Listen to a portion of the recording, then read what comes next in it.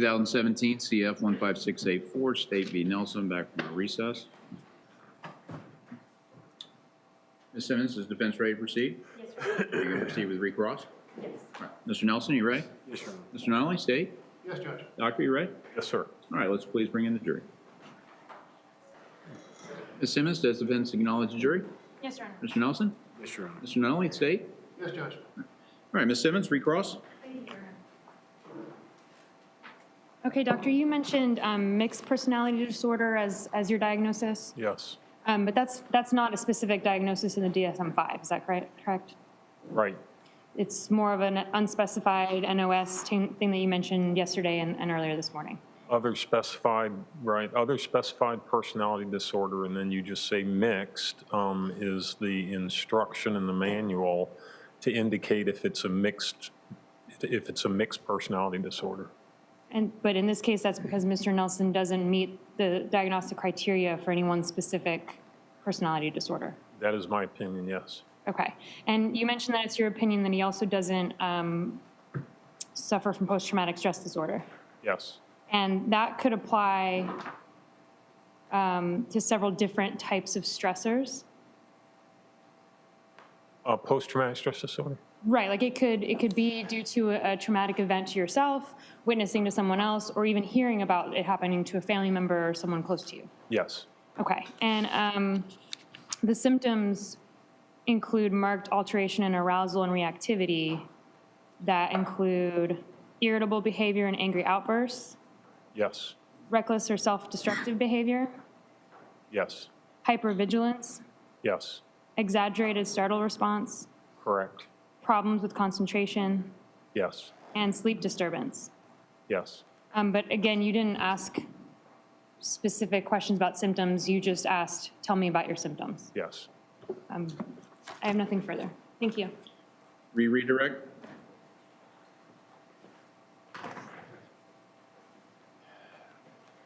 Doctor, is the mixed personality disorder a proper diagnosis under the DSM?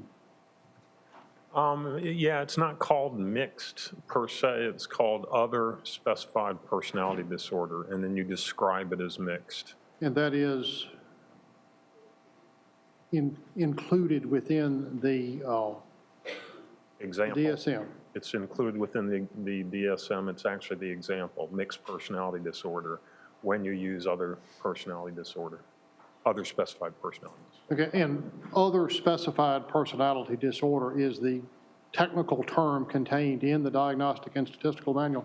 It is other specified personality disorder. It's when they don't meet the criteria exactly for the other 10, the 10 specific personality disorders.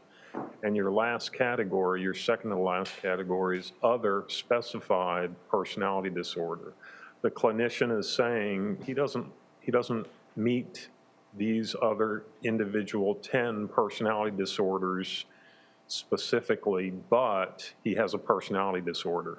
So I'm going to use this category to describe the particular personality disorder for this individual. No further questions. Doctor, you can step down. Thank you, Your Honor.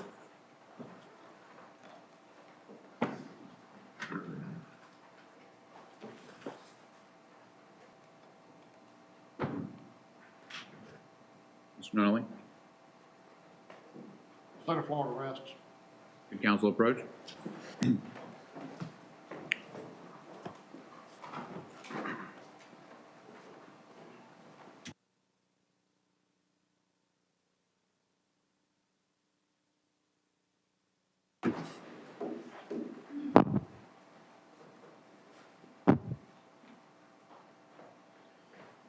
All right, members of the jury, in just a moment, we are going to take a recess. Although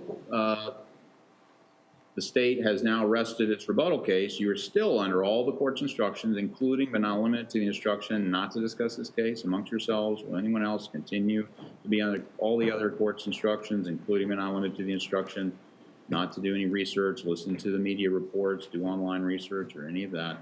All the court's instructions remain in full force and effect. During the recess, you're going to continue to leave your notepads and your pens here. when we go into recess, I'm going to ask you to come back at 2:30 p.m. this afternoon. There are some things that we need to do outside of your presence that you don't need to be sitting in the jury room. Specifically, as was the case last time, I explained to you, we have to work on the instructions, which will be given to you, the verdict form, which will be given to you. That's not something you need to be sitting around waiting for that, and we need to do that outside your presence. So that's one reason for this somewhat longer than normal break, if you will. It's a little after 11 now, but I'd ask you to come back at 2:30.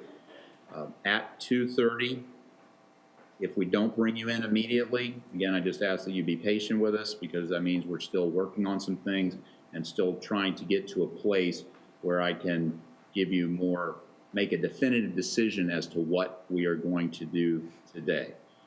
That has not been decided. It is possible that we could do closing arguments today, we could do the charge conference today, you could begin deliberating today, or it may be split up, or it may be handled differently than it was before. Those are some things that we're thinking through and I have to look at, get some more input from the parties based on what happens during the things that we have to discuss outside of your presence regarding the instructions in the verdict form. So again, thank you so much for your service in this case. I just ask for your continued patience as we try to work through some of these issues. Enjoy your lunch, take a little bit of a break, and then just follow the deputy's instructions as to where you need to be at 2:30 p.m. this afternoon. And again, you remain under all the court's instructions that I've given in this case up to this point in time. So thank you for your service this morning. Enjoy your lunch. We'll see you at 2:30 p.m. this afternoon.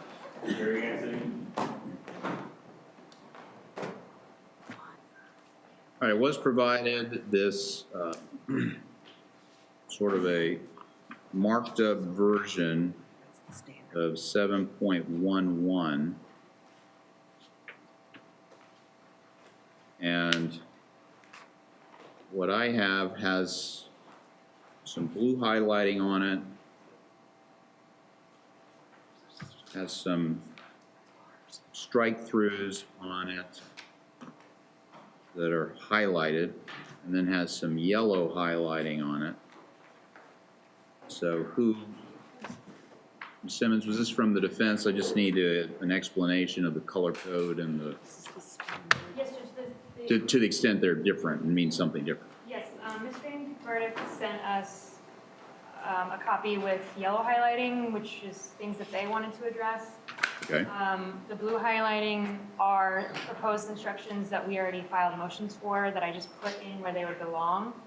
The strike through is because we're requesting to change that instruction completely, so that's what that explanation is. But Ms. Moore is going to be handling most of the argument for it, but I did provide the blue highlighted version. I don't know if that answers your question.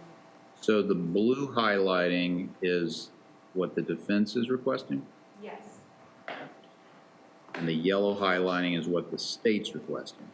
I think some of it was just stuff that would need to be addressed that we probably would agree on. Oh. But some of it, yeah, that was, the yellow highlighting was all what the state did. Okay.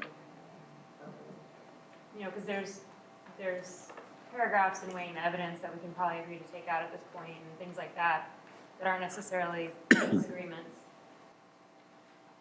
All right, so why don't we, because we're going to take our lunch recess here in about 45 minutes or so. Ms. Moore, you're going to handle this primarily for the defense? Yes, Judge.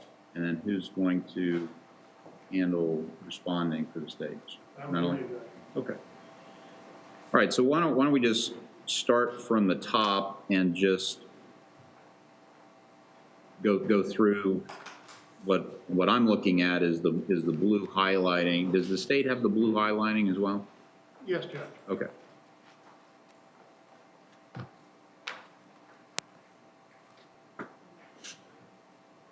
Judge, if I could approach with a copy of the standard jury instructions just for the court's benefit. Sure.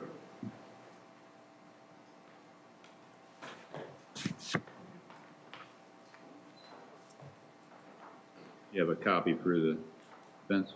Judge, I have it digitally. I don't need it. Okay. Thank you. All right, Ms. Moore, go ahead. Yes, Judge. Just to clarify, I believe that the court has to make a finding that there has been competent substantial evidence of each of the aggravators in order for to get the instruction at all. So there are some arguments I have as to that, but then there are also, if the court denies the argument and believes they should get the instruction, then we would be asking these changes. So I just want to be sure that I'm arguing what the court wants me to do, you know. So if we start with my argument that there's not competent substantial evidence, is that? Well, what I would ask you to do is to make whatever arguments that you want to make with the specific instruction that we're dealing with, and we'll go one by one. I'll hear from the defense and then the state. Yes, sir. So first, as to the first aggravator, we have no objection to the standard language before that.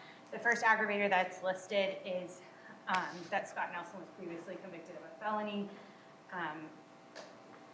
and further language from there. For the record, we filed a motion objecting to this aggravator in March of 2018, I believe. And so we would just renew our objection to that aggravator based on that motion. However, additionally, I would argue that there's not competent substantial evidence, which requires the court to make your own finding as to sufficiency of weight and the amount of evidence that has been presented to say that it's legally justified for this to go to a jury. Our position is that there's been no evidence that on the date of the murder that Mr. Nelson was on probation at the time. He certainly wasn't serving a sentence in incarceration, so the only qualifier, I guess, that would apply is that he was on felony probation. There has been evidence that he was sentenced to probation. There has been evidence that he was on probation up until, I believe the last date that's mentioned is the end of August, but there's been no information presented to the jury that he was on probation on September 27th. And so we would argue that there's not competent substantial evidence at this point that he was under sentence. And so the jury should not be instructed as to that.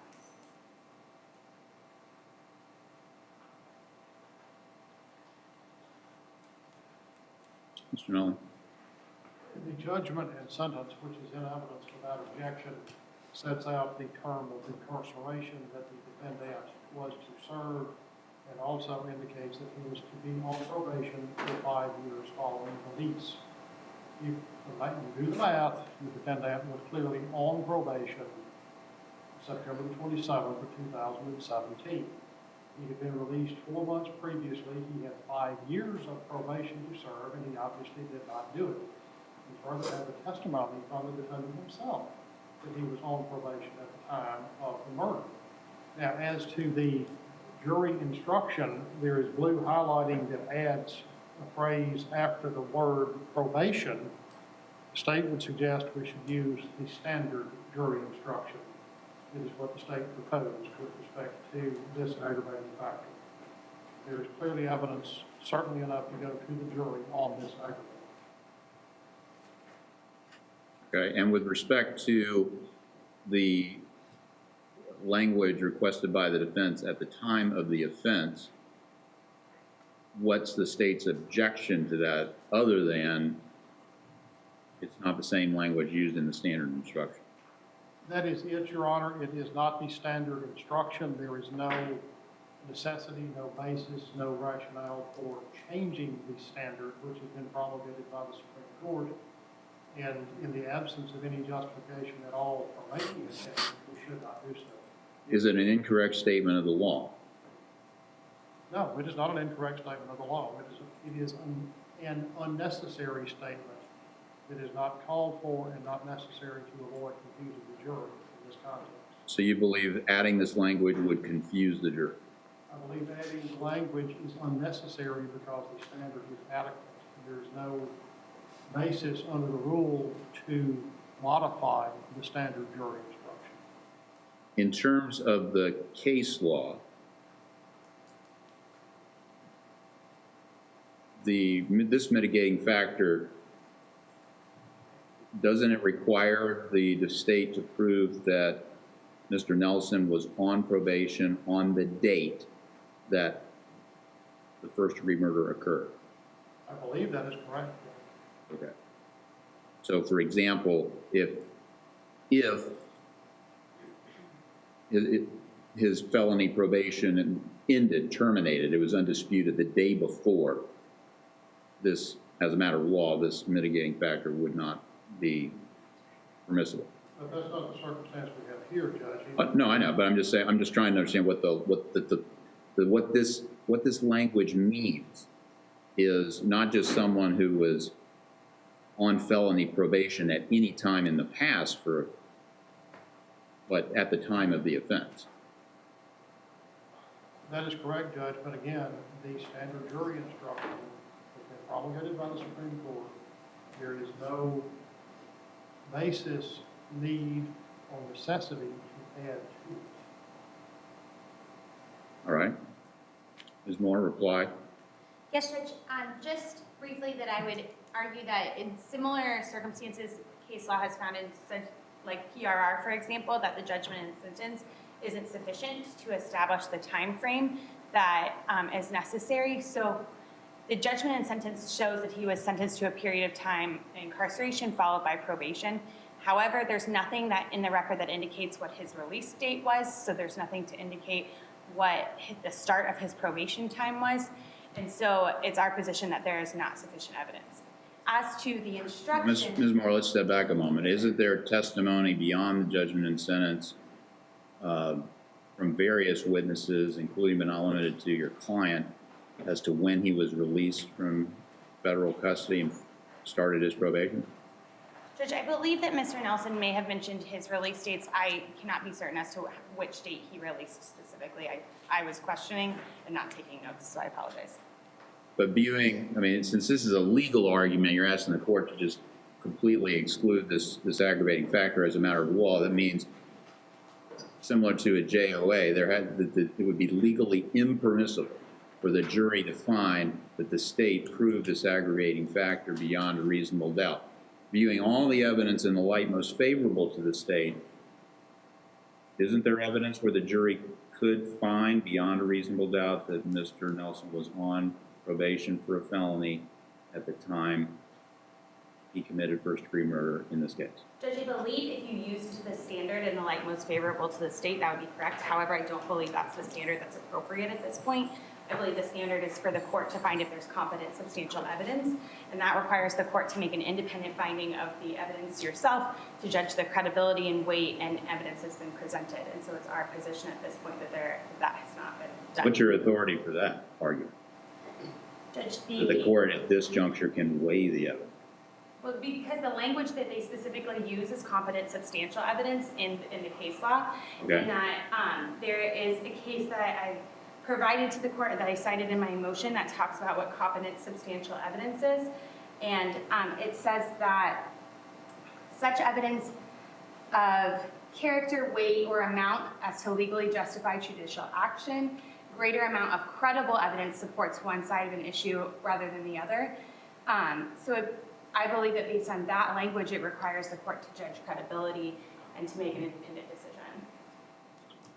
Do you have a case that holds that in the context of a motion similar to what you're making now regarding an aggravating factor? No, Judge, the only thing that I have is that the language that they use is competent substantial evidence, and then I have another case giving the definition of competent substantial evidence, but that is not from this particular context. So why isn't testimony competent substantial evidence coupled with a certified copy of the judgment and sentence? Isn't that traditionally competent substantial evidence? I believe it can be if the court makes that determination, but it's our position in this case that it's not, and that there hasn't been sufficient credible evidence for the court to rely on. Okay.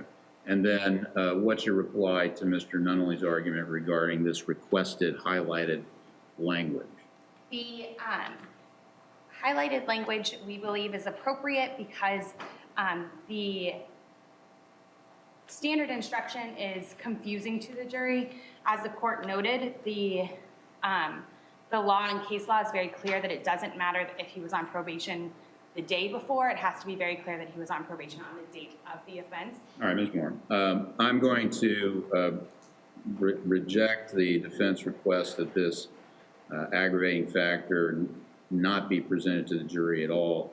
Number one, because I do believe that for the court to do that, it would be a JOA standard, and I believe the evidence in the light most favorable to the state would allow the jury to find that the state proved this aggravating factor beyond a reasonable doubt. Two, well, I disagree with the defense position that the court can weigh the evidence to determine whether competent substantial evidence exists and engage in some sort of credibility assessment or weighing the evidence.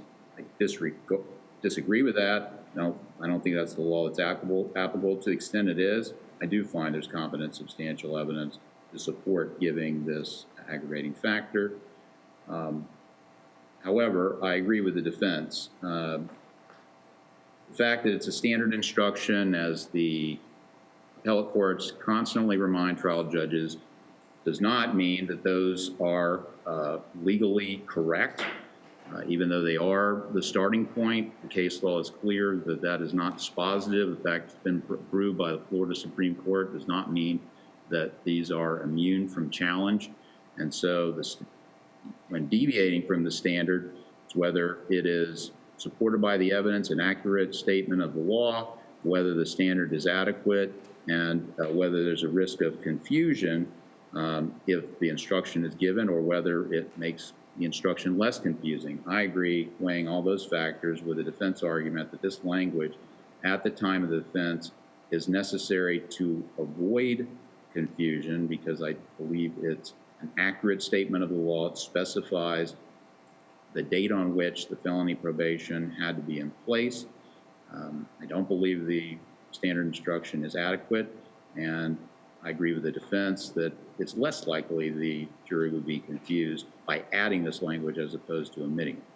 So it will be included, but it will be included as part of the other language that is also there of the aggravating factor that the state is, one of the aggravating factors that the state is alleging in this case.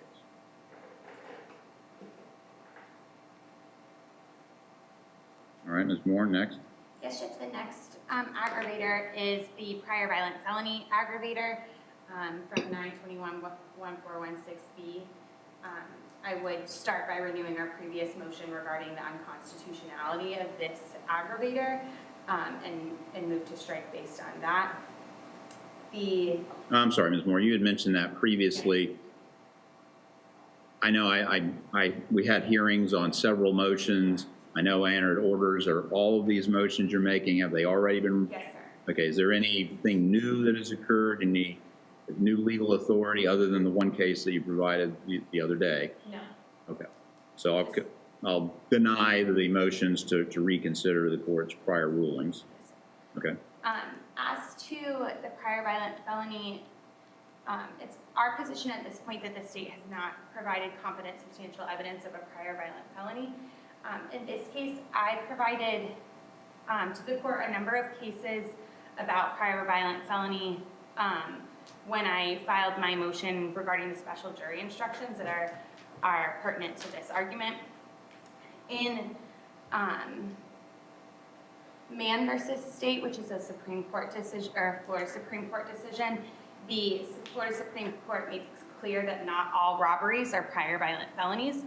And so instead you have to look at the actual facts and circumstances, excuse me, of the prior violent felony and determine whether the individual who is on trial here acted in a way that was consistent with a life-threatening crime in which the perpetrator becomes in direct contact with a human victim. That language is taken directly from the Mann case, but also cited in a number of other cases by the Supreme Court. So our position at this point is that the bank robbery with a dangerous weapon is not a prior violent felony because of the facts that were elicited at trial.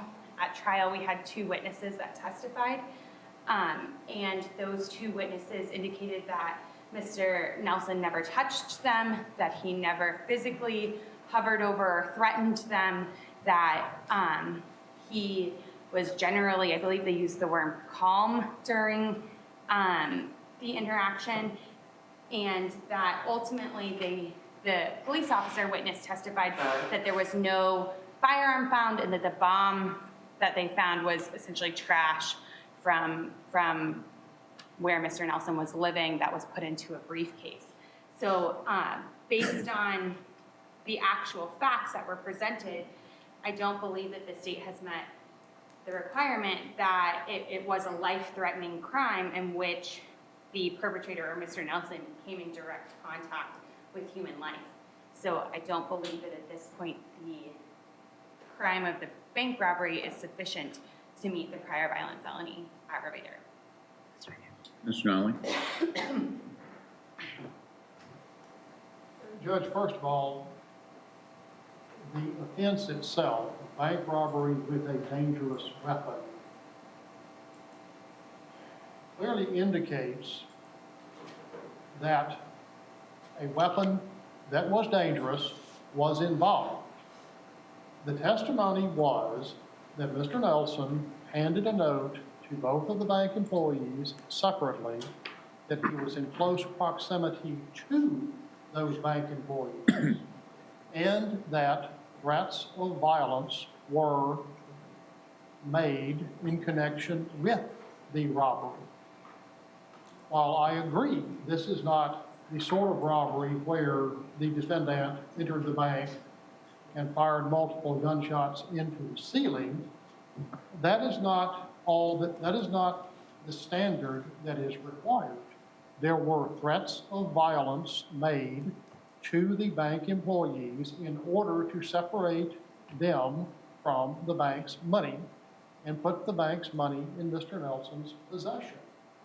That is enough under the Mann, M-A-H-N case that is cited and relied upon by the defendant to establish that this is, in fact, a crime of violence and the aggravating factor should be submitted to the jury. There is credible, competent evidence to support submitting the aggravator to the jury for their determination. And Mr. Nolly, in terms of the state's reading of this Mann decision, did that involve the use or the threatened use of violence? The actual case before the appellate court? I can shift back to it, Judge. I've got to pull it back up. I can't, there's more than I can hold in my head at one time.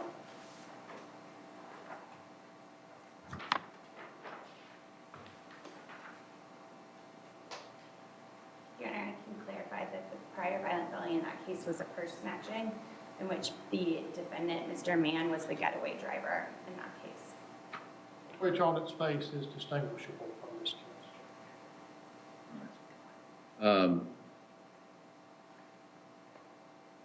So, yeah, I agree that is distinguishable, Ms. Moore. So I understand this statement in the context of the Mann case because it sounds like there was no evidence of even a threat by the getaway driver who was the defendant, Mann, correct? Judge, I believe that that's accurate, that in the Mann case, the defendant was in the vehicle waiting for the person to get in and drive away.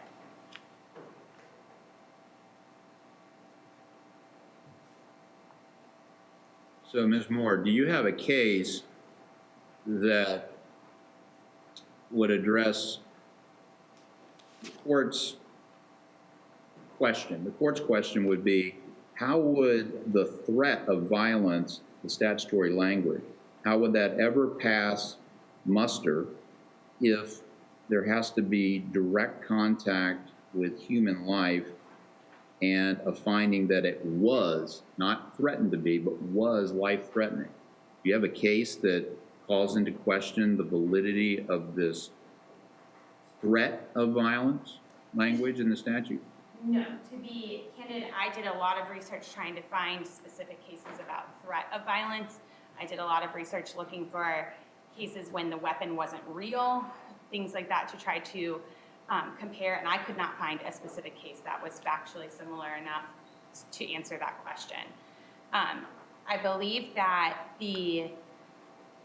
there could be circumstances when the threat was real and life-threatening, such as pointing the gun at someone or having a knife and pointing it at someone. All of those things would be life-threatening.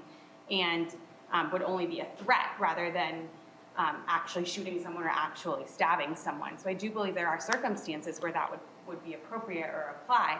I just don't believe that that's appropriate or applies in this case.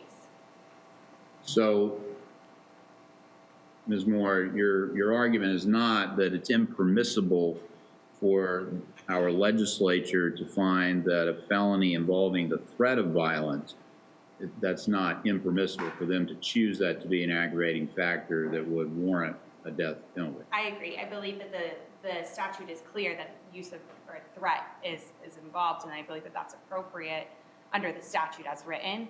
Obviously, we have objections to the statute, but But is your argument that it has to be a real weapon, not a fake one? essentially, I believe you have to look at the facts and circumstances and determine whether it really was a life-threatening situation where there was direct contact with the victim.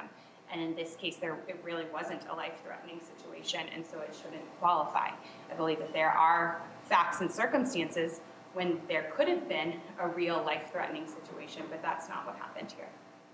Do you have any other case that supports your argument with respect to this proposed language? Again, the specific, I could not find a case that was factually specific.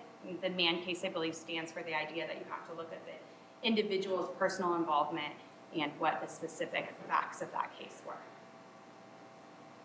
All right. All right, I'm going to deny the defense request for this requested instruction. I believe the statutory language used by the legislature is clear and unambiguous. It means what it says. I'm not aware of any case that says this is unconstitutional or somehow invalid. I believe it's an accurate statement of the law. It tracks the language of the statute. I don't believe it confuses the jury. And I believe it is, in this case, there is evidence to support competent substantial evidence, or, as the defense has argued, is the proper standard, or if it's a JOA standard, either way, the court will find that both exist. And there's evidence where the jury could conclude that the use or threat of violence to another person does exist. To the extent the defense is saying that language is viewed from the subjective mind of the defendant, I disagree with that. I think it's whether a reasonable person would believe that there's a threat of violence to another person. I believe there's evidence to support that. So I'm going to deny defense request on. Judge, just to clarify as to my argument as to the instruction, the standard instruction gives a conclusory statement that a bank robbery with a dangerous weapon is a felony involving the threat of violence. And that's part of our objection, is that under the Mann case, it's clear that it's not all robberies are qualifying. And so I believe that it needs to be clarified what type of robberies would qualify. And that's the reason for the instruction, is that the standard instruction allows for the court to say the crime of bank robbery with a dangerous weapon is a felony involving the use of threat of violence to another person, which is essentially a conclusion for the jury when I believe it's the jury's decision to decide whether that is a violent felony or a felony involving the use of violence to another person. And I think the Mann case stands for that. Okay, I now see, I'm sorry, I see this blue language that's struck through, that's actually a defense request for a deletion. Correct. And I'm sorry. Okay, Mr. Nolan, could you just respond to that? I didn't see the difference, and now I see it. Judge, again, this falls squarely within the standard jury instructions. There has been no showing of a basis to deviate from the jury instructions as promulgated by the Florida Supreme Court. There is nothing inappropriate, again, looking back at the standard jury instructions, one of the things that is given, and it says 2A or 2B as applicable. A, the crime of blank is a capital felony. Clearly the court can instruct on that. or B, the crime of blank is a felony involving the use, threat of violence to another person.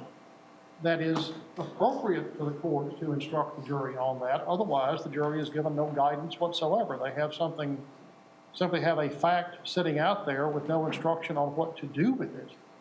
And the instructions themselves have been promulgated by the Supreme Court. To my knowledge, they have not been found deficient as to this jury instruction.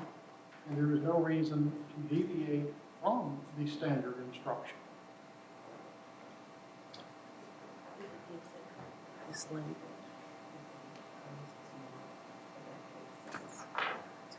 Judge one.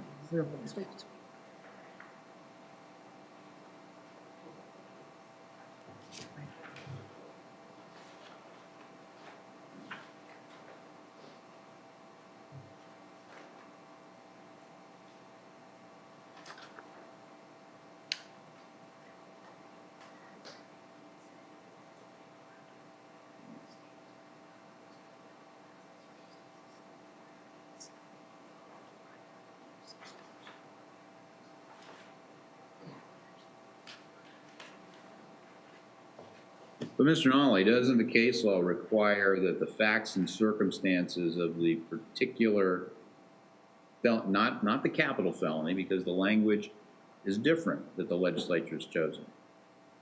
Convicted, previously convicted of a capital felony, the J&S is going to be dispositive in that case. It's either a capital felony or it's not. That's a classification. Whereas a felony involving the use or threatened use of violence to another person, you have a case that says under this statute, this particular charge in and of itself, without any evidence of the facts and circumstances, that can be the basis for the jury to conclude that it was a felony involving the use or threatened use of violence to another person. I'm not sure I'm following the court's question. The jury instruction has repeatedly been interpreted to, or the statutory provision, and I'm backing up and I'm not deflecting the court's question, but the statutory provision relating to this aggravating circumstance has changed over time. Robbery used to be effectively per se a crime of violence, and that has changed. And now it is this fact-based sort of thing. But if the court has already determined that the aggravator is going to the jury, then the jury has to be told what to do with it. And if that is in fact the case, and that's what the court has ruled, then it is appropriate for the court to instruct the jury that bank robbery with a dangerous weapon is in fact a crime involving the use or threat of violence or violence. All right, Ms. Moore, any brief reply on that? Judge, I would just say that I believe that the case law is clear that it's the facts and circumstances that have to decide, so the conclusory statement is inadequate and should be further instructed to the jury. Our recommendation is coming directly from language in the Mann case. I'm essentially quoting head note 9 in the last sentence, which says, as we stated in Lewis versus State, followed by the citation, the finding of a prior violent felony conviction aggravator only attaches to life-threatening crimes in which the perpetrator comes in direct contact with a human victim. So I believe that my statement is an accurate statement of the law. I believe that it is necessary to give an adequate instruction to the jury, and that's essentially what our argument is. All right. I'm going to take this under advisement for right now. We're going to take our lunch recess. I'm going to look at this further. So let's move on to the next Judge, we're issue. actually going to agree to, we're going to basically agree to this if we could just be heard. We'll basically agree. We're not necessarily agreeing to the exact language, but we agree that there should be language in there that the defense is suggesting. We don't agree with this, the second paragraph, the longer paragraph. We don't agree with the exact wording of that paragraph, but we agree that there needs to be a paragraph there. Judge, they send me their proposal over lunch. All right, so, like I said, I'll take that under advisement and certainly give the parties an opportunity to try to craft some additional language, and then if it's resolved that way, then certainly that would be one avenue. Otherwise, I'll hear additional argument and I'll take a look at it as well. Thank you. Okay. All right, Ms. Moore? Yes, Judge, as to the next aggravator, which is the first-degree murder, was committed while Scott Nelson was engaged in the commission of any robbery. We don't have an argument as to the competent substantial evidence on this one, because the jury made a finding already that he was guilty of robbery. However, I do have an argument in regards to doubling with this statutory aggravator and with the pecuniary gain, which is number 5. All right, isn't there a doubling instruction later on? There is, Judge. I just, for the record, filed a motion that we don't believe the doubling instruction is sufficient, and it is our position that the state should have to choose one or the other. Is there a case that supports that argument? And my understanding of the case law is they don't have to choose. They don't have to elect. I believe that the case law is clear that we're entitled to the doubling instruction, but I don't know that it says specifically that they don't have to choose.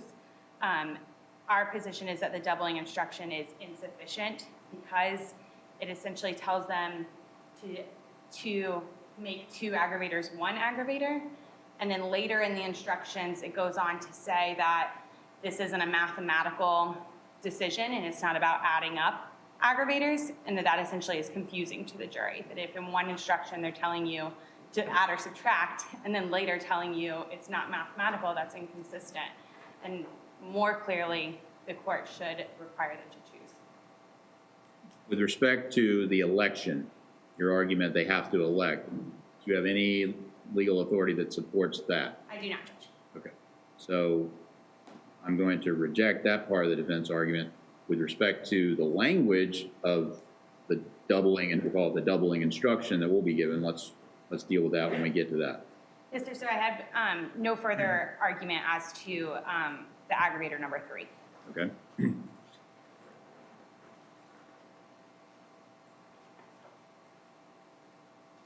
All right, go ahead. The next aggravator is essentially the avoiding arrest aggravator. It's our position that there's not competent substantial evidence as to this aggravator.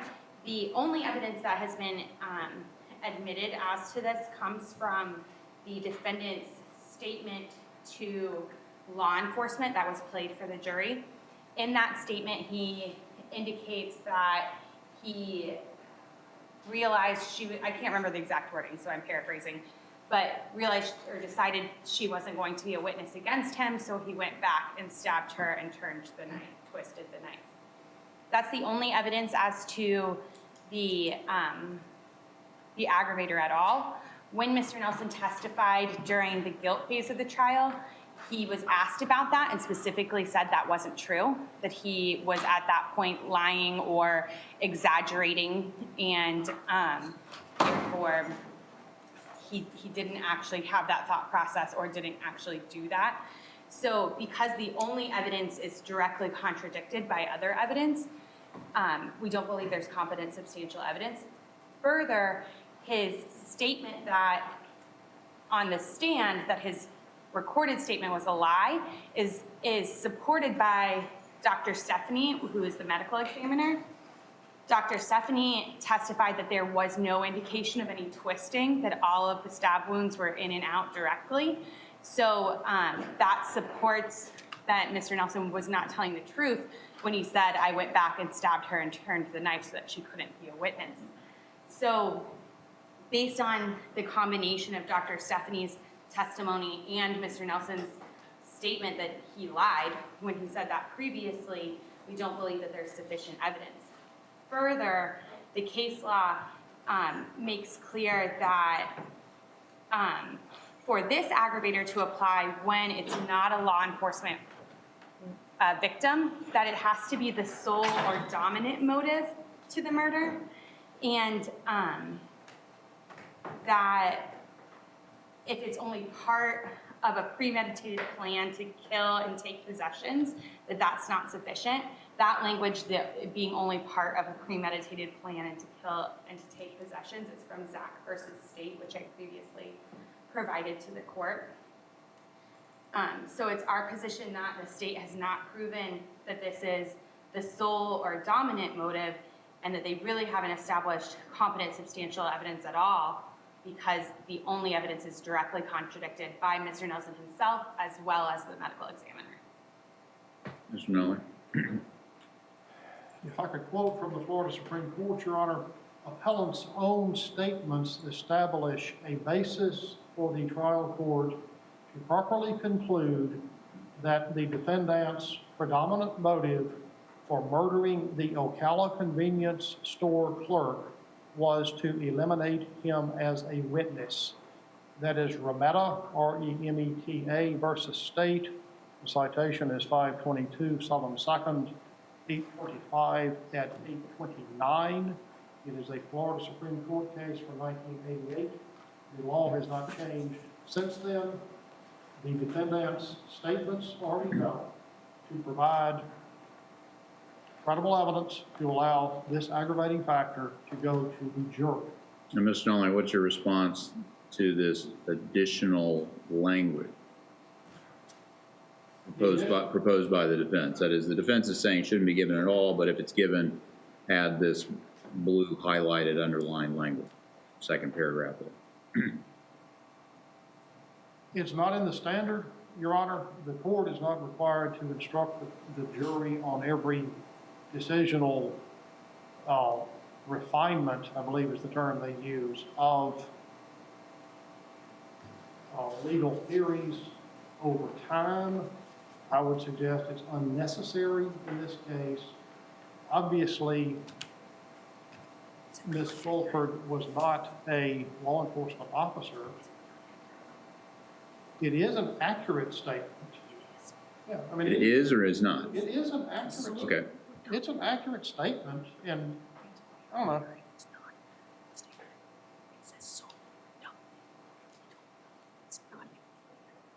I would prefer the use of predominant motive as opposed to sole or dominant. I don't believe it has to be the sole motive.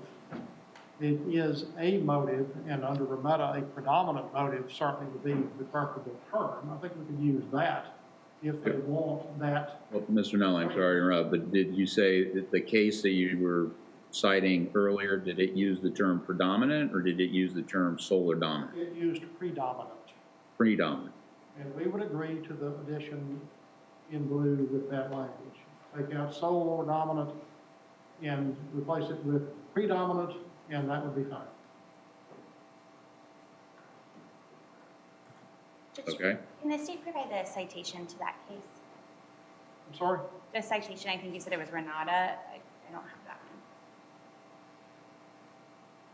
one. 522 Southern 2nd, 825.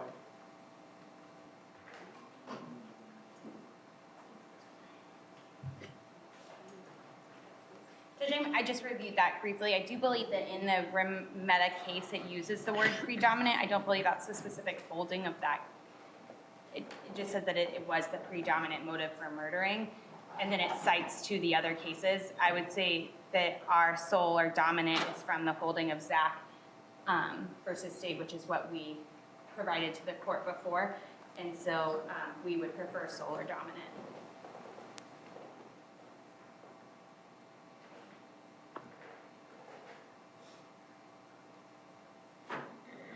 Other than that, it appeared that the state was agreeing to the addition, so I didn't address it further.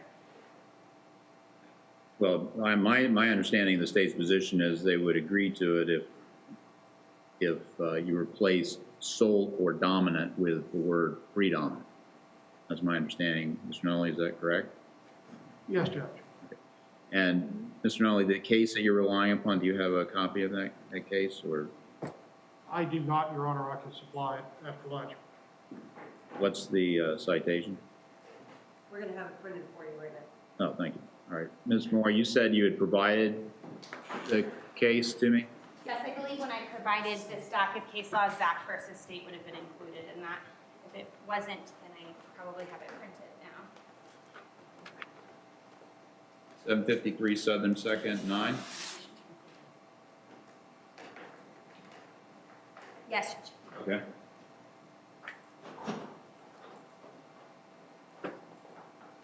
you have a copy of it already? I do, I just happened to thumb to it and it was right there. I have your stack of cases back here.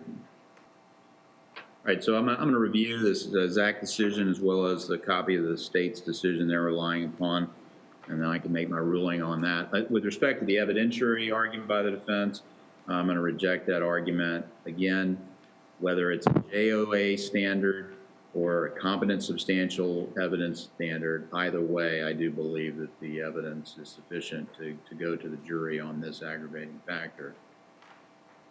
But as far as the language of the instruction, I will defer that till after I've had a chance to review Zach and the other case cited by the state. All right, let's go ahead, and this will be the last issue we'll address before our lunch recess, the number 5. Yes, Judge, this is essentially the pecuniary gain aggravator, so I'd renew my argument that the state should have to choose, understanding the court's previous ruling. Other than that, we would argue that I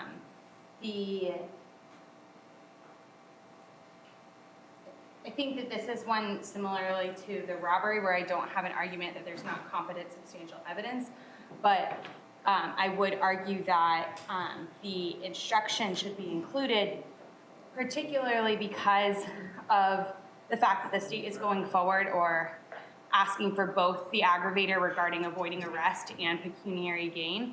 I believe that that adds some possibility of confusion to the jury and that they need to be clarified as to what the requirements for that are. The difference is from the case law that when it's avoiding arrest, then it has to be the sole or dominant motive, whereas in pecuniary gain, it has to be an integral step in obtaining a sought-after gain. And so I do believe that the case law standard is essentially lower for the pecuniary gain than it is for avoiding arrest, but I believe that there needs to be the additional language to clarify that for the jury so that they understand whether and how they could find one or the other or both. All right. I'll deny the defense motion to reconsider the prior ruling regarding the doubling without prejudice to address the doubling instruction itself. So, Mr. Nunley, if you could just address the request for the additional language proposed by the defense. Judge, the single case relied upon by the defendant, CHAKY v. State, it's 651 Southern 2nd, 1169, is a rather unusual murder for hire, murder for insurance proceeds sort of case that is really not, what's the word, a posit here.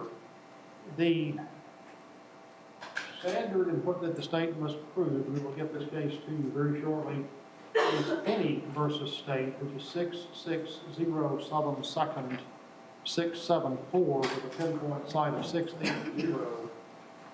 And again, quoting the Florida Supreme Court, in order to establish this aggravating factor, talking about the financial gain aggravator, the state must prove beyond a reasonable doubt that the murder was motivated, at least in part, by a desire to obtain money, property, or other financial gain. There is no basis for going forward and adding to the standard jury instruction, which has been promulgated by the Florida Supreme Court, and risking confusing the jury. The terms contained within the jury instruction itself are within common meaning, and there is no need, it would be inappropriate and misleading to add the defendant's proposed language. We object to it. And what, I'm sorry, what's the case that you cited? Finney versus State. Finney? F-I-N-N-E-Y, Your Honor. You have a copy of that? We will in just a minute. F-I-N-N-E-Y? Yes, sir, 660 Southern 2nd, 674, and the pinpoint is 680. And Ms. Moore, what's the defense case you're relying on? It's Chaky, C-H-A-K-Y versus State, which I believe I previously provided, which would be 651 Southern 2nd, 1169.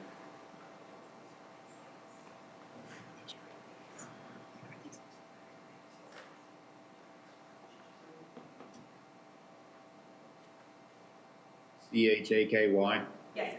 651 Southern 2nd, 1169? Yes, sir. Okay, I have that.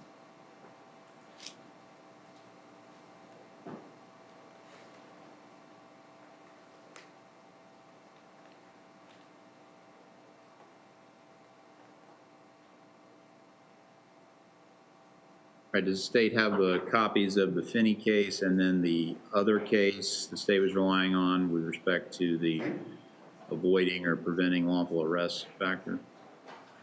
Dr. Coach with Rometta, Judge, Yes. Finney's printing left. Okay.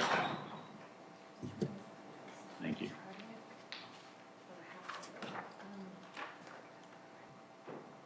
Judge, just to clarify, in the Chalky versus State case, it cites some additional cases that I think are pertinent.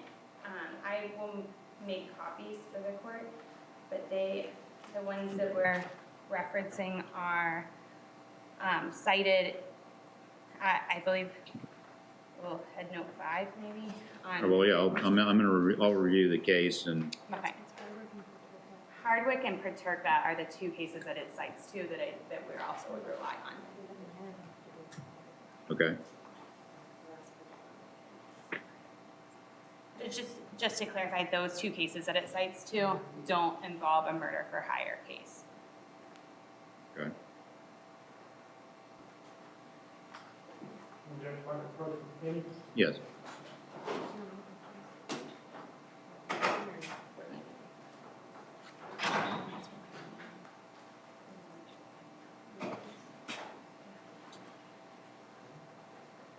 All right, we'll be in lunch recess to 1:30 p.m. this afternoon.